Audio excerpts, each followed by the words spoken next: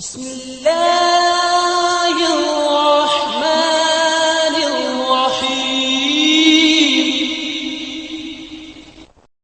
تو یہ بات سمجھ آئی کہ انسان سے غلطی ہو جانا، اللہ کی مخلوق میں سے کسی سے غلطی ہو جانا یہ بڑی بات نہیں ہے، لیکن غلطی کر کے اڑ جانا اور اپنی غلطی پہ فخر کرنا یہ سب سے بری بات ہے۔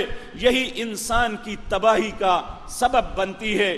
اور اس کے مقابلے میں میرے اور آپ کے باپ سیدنا آدم علیہ السلام، آپ سے بھی غلطی ہوئی۔ اللہ نے ان سے کہا تھا وَلَا کُلُوا وَاشْرَبُوا، کھاؤ پیو، وَلَا تَقْرَبَا هَذِهِ الشَّجَرَةَ، اس درخت کے قریب نہ جانا، لیکن غلطی ہو گئی، شیطان کے بہکاوے میں آ گئے۔ فَأَكَلَا مِنْهَا فَبَدَتْ لَهُمَا سَوْآتُهُمَا وَطَفِقَا يَخْصِفَانِ عَلَيْهِمَا مِنْ وَرَقِ الْجَنَّةِ۔ یہ بات یاد رکھیں، غلطی جیسے ہی ہوئی، کپڑے اتر گئے، عزت سادات ختم ہو گئی، ایک دوسرے کی حیا ختم ہو گئی، اور جنت کے پتوں کو لے کے اپنے سطر کو ڈھانپنے لگے۔ اور اللہ نے اس وقت کہا قَالَ اهْبِطُوا مِنْهَا جَمِيعًا، کس سبب کہا؟ کیا ہوا تھا؟ آدم نے کیا کیا تھا کہ اللہ ناراض ہو کے کہتے ہیں قَالَ اهْبِطُوا مِنْهَا جَمِيعًا، تم دونوں یہاں سے نکل جاؤ، اب جنت تمہارے لیے نہیں ہے۔ تو دونوں نکل گئے۔ جب دنیا میں آئے تو اتنے پریشان ہوئے، سمجھ نہیں آتی تھی کہ اللہ سے کیسے معافی مانگو۔ اپنی خطا پہ اتنی ندامت تھی کہ الفاظ بھی نہیں آتے تھے کہ مالک سے کیا کہوں۔ جو غلطی ہوئی ہے اس غلطی پہ اتنے شرمندہ تھے، اور اس شرمندگی کو اللہ نے اتنا پسند کیا، اپنے پاس سے کلمات دیے۔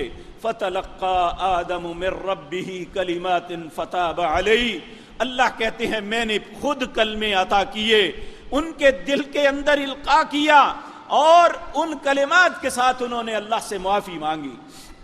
انہوں نے اپنی غلطی پہ اصرار نہیں کیا کہ اللہ کیا ہو گیا ہے، اگر ایک دانہ کھا لیا ہے تو اس سے کیا بگڑ گیا ہے۔ ہماری جیسی سوچ نہیں تھی۔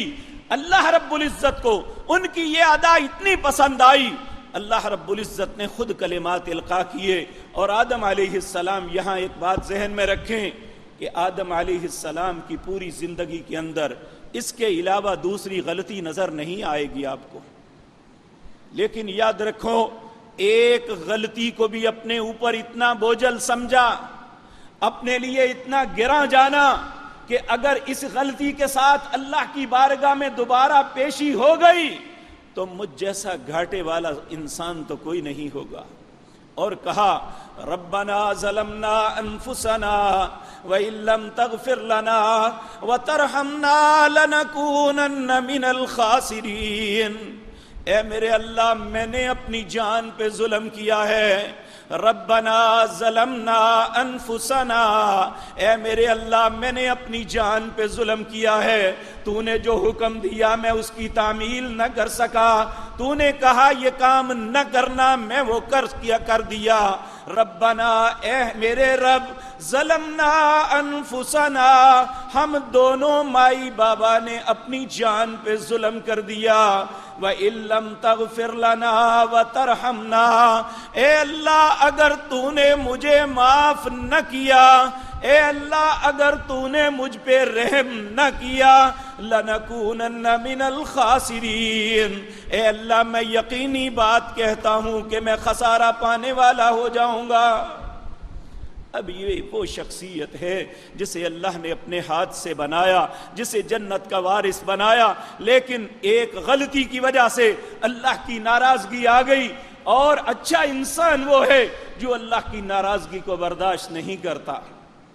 میرے عزیز بھائیو، یہ دنیا ہے، ہمارا کوئی بہترین دوست اگر ہم سے ناراض ہو جائے ہمیں دن اور رات چین نہیں آتا۔ ایک خامد کی بیوی ناراض ہو جائے جس سے وہ محبت کرتا تھا اسے دن رات چین نہیں آتا۔ ایک خامد ناراض ہو جائے اس کی اچھی بیوی دن رات اسے چین نہیں آتا۔ میں کس طرح اپنے خامد کو راضی کروں؟ اچھی اولاد اپنے ماں باپ کی ناراضگی پہ تڑپ جاتی ہے کہ میں اپنے بابا کو راضی کر لوں۔ اگر کوئی بیٹا اور بیٹی ہونے کے باوجود اپنے باپ کی ناراضگی کا احساس نہیں کرتا، لوگ ساری زمانہ اس پہ لان تان کرتے ہیں، اس بے حیا کو شرم ہی نہیں، اس کا باپ اس پہ ناراض ہے، اس کی ماں اس پہ ناراض ہے، اور اس کے اندر ذرہ برابر احساس نہیں ہے کہ یہ اپنے ماں باپ کو راضی کر لے۔ لوگوں سے ہمارے ساری دنیا کے ماں باپ اللہ رب العزت کی عزت و ناموس پہ قربان، ہمارے سارے دوست اللہ کی عزت پہ ان کی محبتیں قربان۔